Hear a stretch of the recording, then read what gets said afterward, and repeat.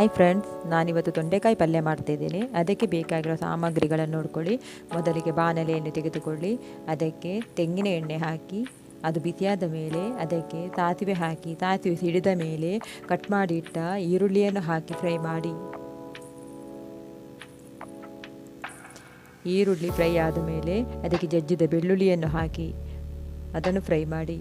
ನಂತರ ಸ್ವಲ್ಪ ಕರಿಬೇವು ಹಾಕಿ, ನಂತರ ಕಟ್ ಮಾಡಿಟ್ಟ ತೊಂಡೆಕಾಯಿ ಹಾಕಿ ಫ್ರೈ ಮಾಡಿ.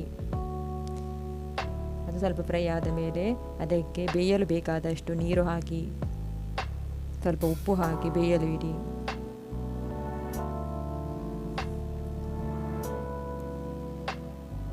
ಅದು ಬೆಂದ ನಂತರ ಅದಕ್ಕೆ ಇಮ್ಯೂನ ಸಬ್ಜಿ ಮಸಾಲ ಹಾಕಿ ನಿಮ್ಮ ಖಾರಕ್ಕೆ ಅನುಗುಣವಾಗಿ ಹಾಕಿ. ನಾನು ಇಲ್ಲಿ 2 ಚಮಚ ಹಾಕಿದ್ದೇನೆ. ನಂತರ ತೆಂಗಿನ ತುರಿ ಹಾಕಿ ಮಿಕ್ಸ್ ಮಾಡಿ ಸರಿಯಾಗಿ ಮಿಕ್ಸ್ ಮಾಡಿ.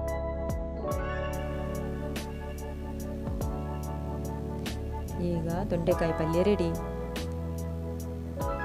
ಇದು ಗಂಜಿ ಊಟಕ್ಕೆಲ್ಲ ಒಳ್ಳೆ combination. Thank you friend for watching.